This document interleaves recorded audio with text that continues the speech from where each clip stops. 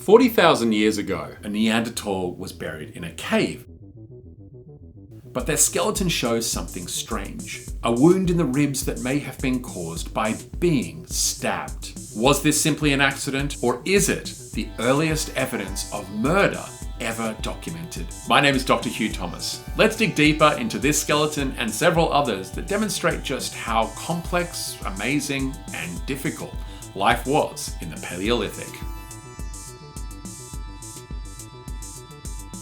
Hi, my name's Hugh. I have a PhD in archaeology, I'm a lecturer in archaeology, and for the last 20-something years or so, I've been taking part in archaeological fieldwork all across the world. So today, I want to highlight the work of bioarchaeologists and forensic anthropologists and show to you just how much information they can gather about people in antiquity just from their skeletons. So let's dig deeper into our possible ancient murder case. During the 1950s and 60s, a series of skeletons were excavated inside a cave called the Shannidar cave.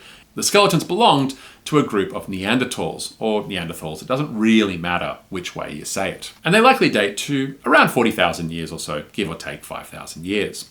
And in this video, I'm going to focus on two of them, but I highly encourage you to go and read about the rest of them because they are fascinating. And I'll put some links in the description. Our ancient murder case is known as Shannidar 3, and it's a Neanderthal who was male and was in his 40s. His bones, like his right humerus, show that he was a pretty muscular dude. He certainly didn't miss arms and chest day. They've analysed the plaque around his teeth. You know, that's the stuff that you go to the dentist and they scratch off and ask if you floss, and you're like, yeah, of course I floss, but your gums are just bleeding all over the joint.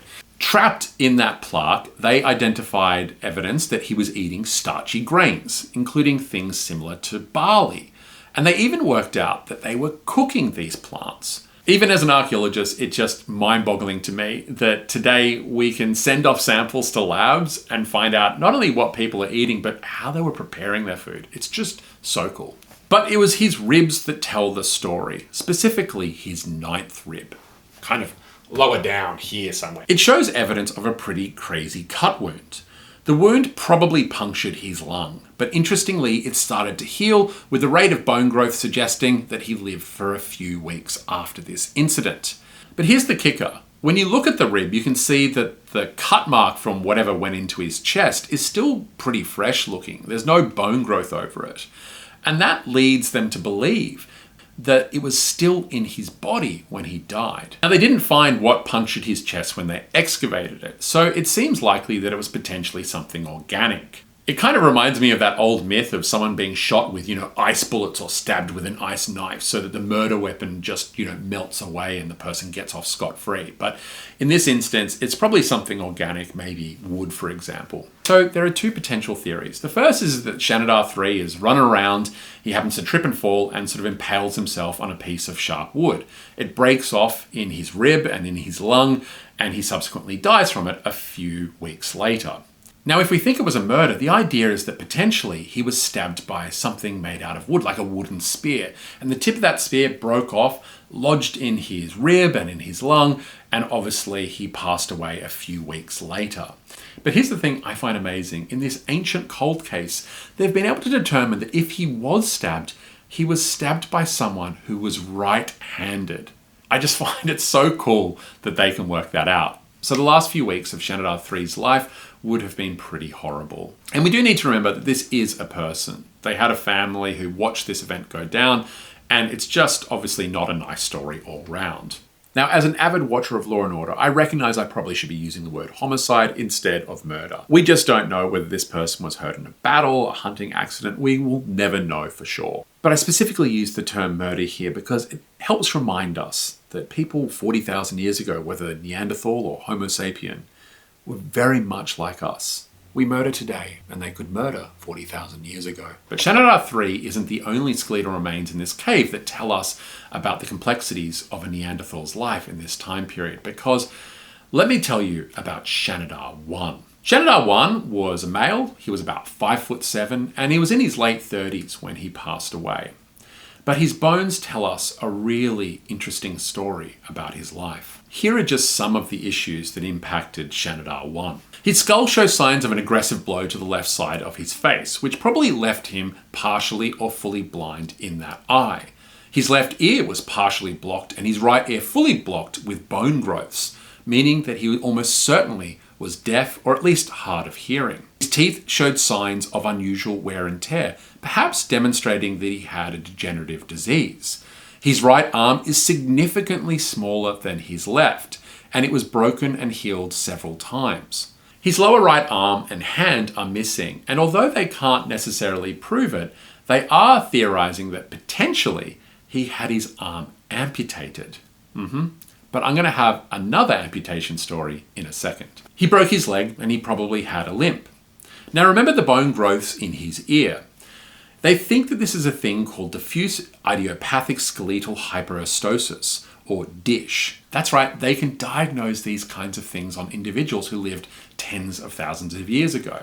Just so cool. So Shannidar 1 likely required quite a lot of care, and that's something I'm going to talk about in a second. But Shannidar 1 is also part of a growing record of ancient remains from tens of thousands or hundreds of thousands of years ago that demonstrate that individuals were receiving a lot of care by the people that they were living with. So let's jump to 30,000 years ago in Indonesian Borneo. So at this site, they were excavating a 2 by 2 meter trench, and about 89 centimeters below the surface, they came across a burial. This skeleton was lying on their back with their legs flexed, with the right knee up by the chest and the left knee flexed below the pelvis. In the same unit as the skeleton, they found a few chert artifacts and a piece of ochre. So in this case, this is a Homo sapien, not a Neanderthal, and it was a young man, aged about 19 to 20 years old.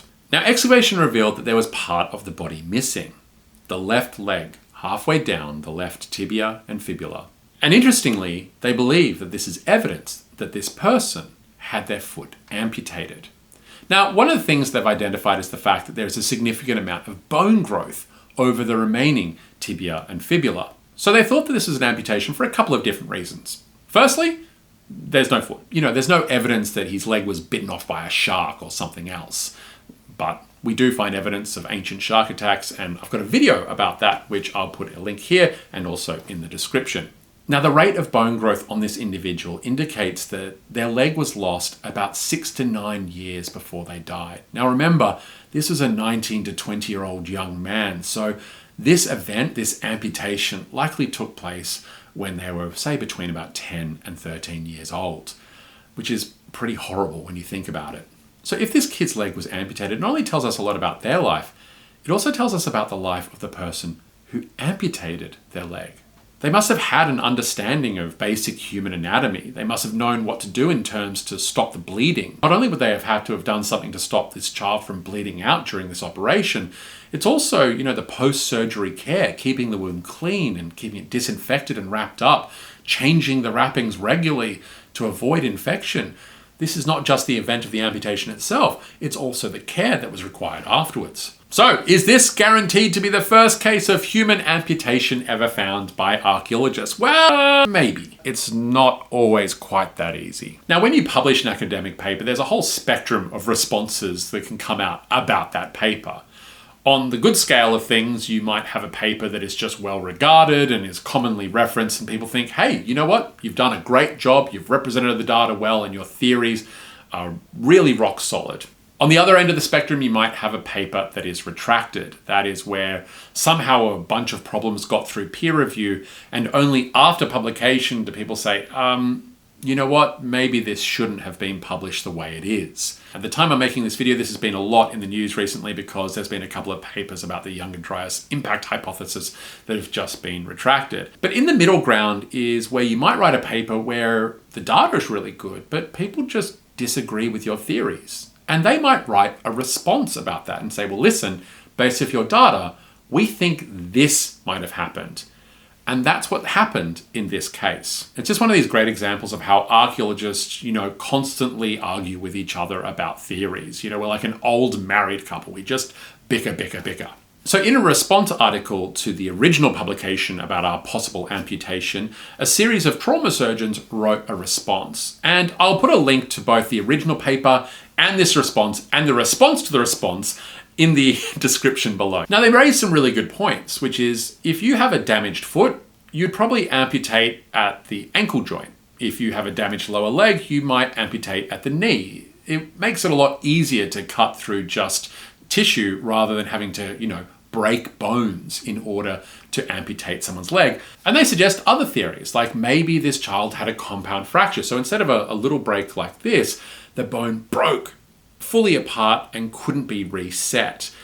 And that's pretty common in sort of young boys of this age. And they go on to say that maybe that caused like the lower leg to sort of begin to die off, and that eventually led to the amputation taking place, and it would explain why it took place where it did and not sort of the ankle joint or at the knee joint. So this young man survived for between 6 to 9 years with a disability. He had only one leg. Now, these are just 3 examples of a growing list of ancient skeletons that show that people needed a little bit of extra care in antiquity. And it goes back much, much further than 30 or 40,000 years ago. Take this example. Another skeleton is dated to about 500,000 years ago, showed that the child suffered from a thing called craniosynostosis. It's still a thing that happens today, and it's corrected by surgery, or you might find that children wear a sort of special piece of headgear like a helmet to help their skull grow in a specific way. It could have caused real significant physical and potentially developmental issues, and this child died at the age of 10 to 12. So that does demonstrate that they were cared for quite some time. And here I want to highlight that everyone needs care. It's not just people with disabilities. Children, the elderly, pregnant people, people who are sick, they all need help. We all need help today. It's not just people with disabilities. And people were giving that care tens of thousands or hundreds of thousands of years ago. The bones of these individuals just serve as a physical representation of the care that they received in their lives. The second thing to remember is that just because a number of these individuals lived with disabilities for a significant part of their life didn't mean that they weren't an active part of their family or community. Now, let's take our young male amputee. When we think of hunter-gatherers, we often kind of fall into the trap of thinking that they only hunted and gathered. Sure, you might be able to say that as an amputee, they might not have been able to go out and help hunt, but there are lots of other tasks that were required to be done. Maybe they maintained the fire, maybe they made lithics, maybe they were the chef, maybe they were a shaman, or maybe they practiced medicine. Maybe it was a whole bunch of these things. The fact is that although this person had a disability, they were an important part of this family group.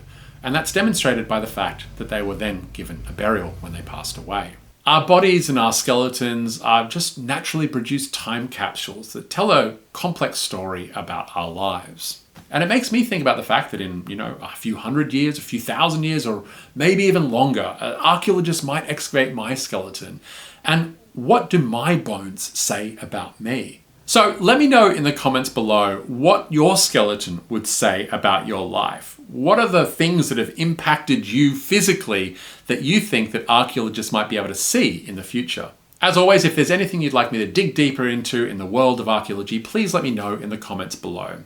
I would love it if you like, subscribe, do all the things that you need to do in order to see my content in the future. And you can also follow me at Twitter/X at Dr. Hugh T. I'll put all the links to my social media and everything else down below in the video description. If you're interested in any of the things that I've talked about today, I'm going to make sure that I have links to various publications and websites down in the description below. Thank you so much for watching. Cheers.